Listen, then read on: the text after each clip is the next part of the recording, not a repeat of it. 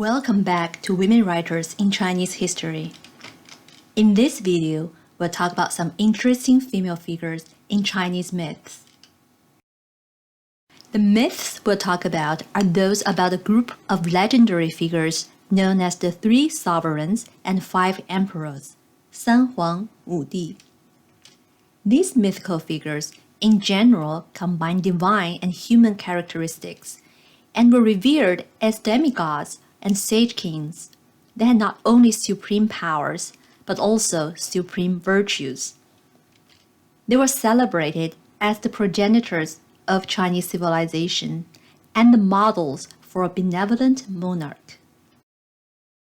Historically, these myths possibly reflect certain beliefs or events during a long period before the beginning of dynasties in Chinese history. This period might be roughly 4,000 to 6,000 years ago. As related to our interest in the topic of gender, it was possibly a transitional period from matriarchal to patriarchal society. Matriarchy, of course, is the opposite to patriarchy, indicating a kingship structure determined by the descent of the female line and in which the mother was the head of a lineage. Matriarchy was prevalent in early human societies. In the Chinese case, we may sense signs of a matriarchal past based on female images in the early myths. We should note that the written versions of these myths came from much later periods. Moreover, there are different versions as to who the sovereigns and emperors were. Later, in 221 BCE, when the first emperor of Qin, Qin Shi Huang, unified China after the Warring States period and established imperial monarchy, he combined Huang and Di as a new term to refer to the position of the emperor and indicate his absolute authority, as opposed to the previous term for the king, Wang. We'll discuss more about this historical process later. First, let's look at a well-known version of the 3 sovereigns as recorded in historical records, 史记 from the 1st century BCE and other sources. Fuxi, the creator of writing, music, known as the progenitor of civilization, 人文始祖.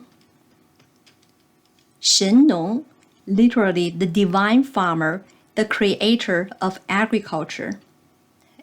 And last but not the least, a goddess who bears the most interest to our topic, Nüwa, a creator and savior of the human race.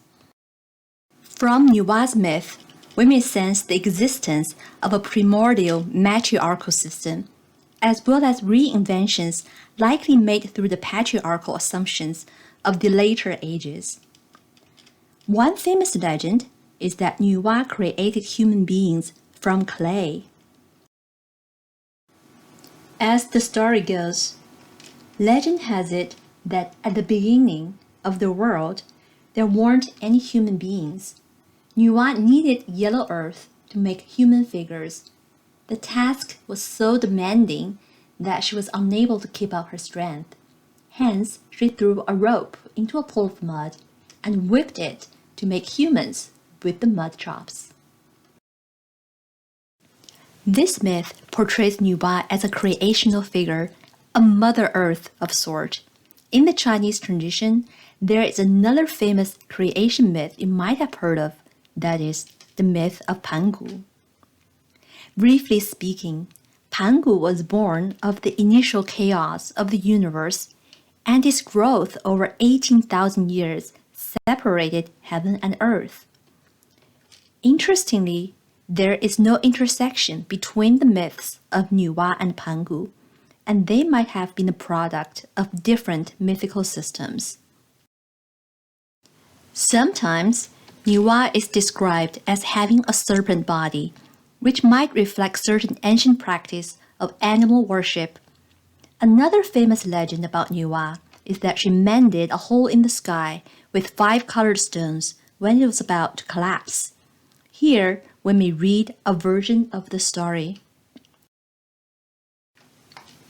In the remote past, the world's 4 pillars fell down and the 9 regions broke up. Heaven could not shelter all that lay below. Earth could not carry all that dwelled above. Flaming fire raged on, impossible to extinguish. A sweating flood rushed forward, and nothing could stop it. Wild beasts ate the innocent people. Ferocious birds snatched away the old and young. Seeing this, Nüwa smelted 5 colored stones to patch the blue heavens, and chopped off the legs of a giant turtle as pillars of the world.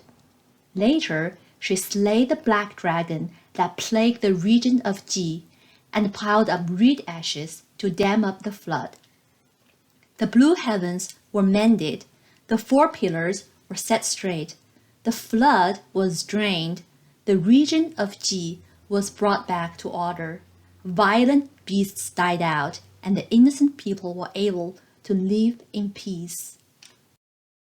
As portrayed in this legend, Nüwa was a powerful, independent goddess who acted as a savior for the human race she had created. Nüwa has been worshipped in folk religion or as part of the Taoist pantheon. Here, for instance, is a temple dedicated to her in Taiwan. If myths such as Nüwa mending the sky indicates traces of a matriarchal past, some stories about her bears the imprints of a later patriarchal culture. In particular, one idea that became popular during the transitional period was that Nüwa was Fuxi's sister and wife, and together they created the human race. This narrative contradicts the image of Nüwa as an independent creator as in the other myths, and might be a product of later reinventions of the goddess's image according to established patriarchal assumptions. We can see representations of this myth from artifacts from the Han Dynasty from around the 2nd century, and from still later periods, such as on this impressive silk painting from around the 6th to 7th century. In these representations, both Nüwa and Fuxi have serpent bodies. Next, let's look at the case of Leizu, the queen of the Yellow Emperor and the creator of sericulture in China. The Yellow Emperor was sometimes listed as one of the 5 emperors, and often considered as a progenitor of the Chinese people. For our class, what's more interesting is that Yellow Emperor's queen, Leizu, is described as the creator of sericulture and silk-making. On this slide, we can see modern representations of her myth. The myth of Leizu reflects the intimate correlation between the female labor and silk-making in traditional China. China was known as the land of silk and exported its products through the Silk Road across the Eurasian continent for over a millennium. Yet a little noted fact was that a significant portion of those valuable silk goods had likely stemmed from female labor. Other than raising silkworms and making silk, women was also responsible for weaving. The traditional description of the division of labor between genders is indeed men farm, women weave, 男耕女织.